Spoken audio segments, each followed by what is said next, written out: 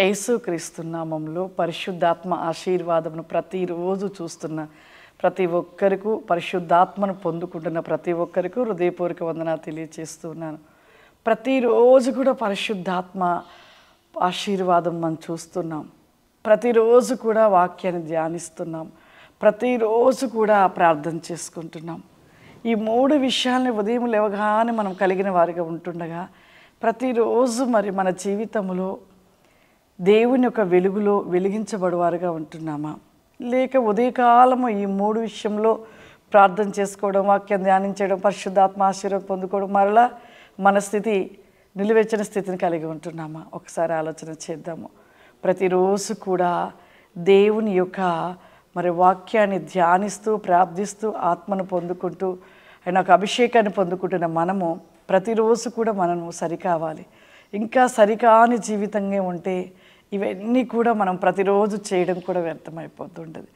ప్రతిరోజు వీటిని కలిగినప్పుడు మన జీవితంలో మార్పు రావాలి, మనం మార్చబడాలి. మన క్రియలను మనము సరి చేసుకొని దేవునికి ఇష్టకరముగా మనము నిలిచి ఉండాలి. ఎందుకు అంటే పరలోకము నరకము ఈ రెండు విషయాలను మనం జ్ఞాపకం చేసుకోవాలి. ఈ రెండు విషయాలలో మనం చాలా మరి దూరంగా ఉంటున్నాం. ఒక విషయంలో దగ్గరగా ఉంటున్నాం, నరకానికి, పరలోకానికి అయితే దూరంగా ఉంటున్నాం. కాబట్టి వాక్య భాగంలో రాయబడిన ఒక మాటని ఈరోజు మీకు నేను చూపిస్తాను. పరిశుద్ధ ఆత్మదేవుడు తెలియపరుస్తున్న వాక్యము మత్తయి సువార్త 7వ అధ్యాయము 13వ వచనం. ఇరుకు ద్వారము ప్రవేశించుడి, నాశనములకు పోవు ద్వారము వెడల్పుగా, ఆ దారి విశాలమై ఉన్నదంట. విశాలమైన ద్వారి ఇరుకు ద్వారి. ఈ ఇరుకు ద్వారమును పోయేవారు ఎలా ఉంటారంటే పరలోకానికి చేర్చబడతారు.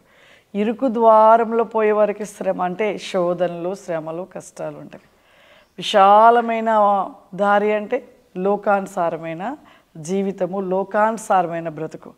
మన జీవితములో విశాలమైన దానిని కోరుకున్నప్పుడు మనం ఖచ్చితంగా విశాలమైన స్థలం అనే నరకాగ్నిలో పడిపోతాం.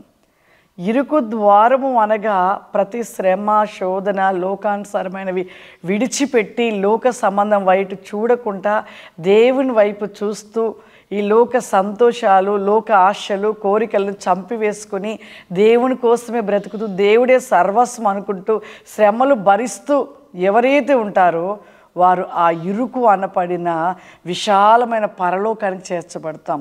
ఈ విశాలం అన్నది కొన్ని దినములు విశాలమైన దారిలో వెళ్ళేవారు కొంత దూరం వెళ్ళాక చిమ్మ చీకటి నరక అగ్నిలోకి పడిపోతాం.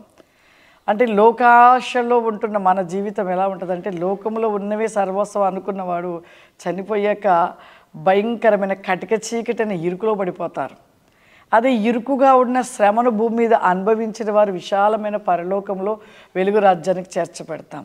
ఈ రెండు విషయాలలో మనం ప్రతిరోజు నెమరు వేసుకొని విశాలమైన ద్వారం ఒక ప్రవేశం వెళ్దామా, ఇరుకులో ఉంటున్న దారిలోకి వెళ్దామా అనేది మీ నిర్ణయం. కాబట్టి మన జీవితంలో ప్రతి దినము కూడా సరిచేసుకొని మంచి క్రియలు కలిగి ఆ ఇరుకు ద్వారం అనబడిన విశాలమైన పరలోకానికి చేర్చబడదాం. ప్రార్థన చేసుకుందాం. సర్వశక్తివంతుడా, దయగల తండ్రి, నీకు వందనాలు చెల్లిస్తూ ఉన్నాను ప్రభువా. పరిశుద్ధాత్మ దేవానికి వందనాలు. విన్ మై లార్డ్ ద లిస్ట్ అండ్ మీ గో బ్రిఖామా ఆన్ ది లిస్ట్ ఎల్ బి గో బ్రిఖావా స్టెల్ బికా ఫావరీమా. ఆత్మస్వరూపుడ మీ శక్తి వేగము చేత నింపండియా, మీ అభిషేక వేగము చేత నింపండి నాయన. అగ్నివలే మండించండి. ఈ ప్రోగ్రాము చూస్తున్న ప్రతి ఒక్కరి మీ ఆత్మ చేత నింపండియా, మీ అభిషేకము చేత నింపండి. ఇప్పుడే ప్రతి ఒక్కరిపై నీ అభిషేకమును కుమ్మరించండి అయ్యా. మీ అగ్ని జ్వాలల కలిగిన శక్తి చేత నింపండి. ఇప్పుడే మీ ఆత్మ చేత నింపబడునుగాక తండ్రి. నీకు స్తోత్రములు. విజ్గబా సెల్ బి గో బ్రిఖావా షూరిల రస్తికమా అందర వెన్ బి గో బ్రిఖామా ఇడి స్టెల్ బికాస్ మీ కృప దయచేయమని యేసు నామములో అడుగుతున్నాను తండ్రి. ఆమేన్.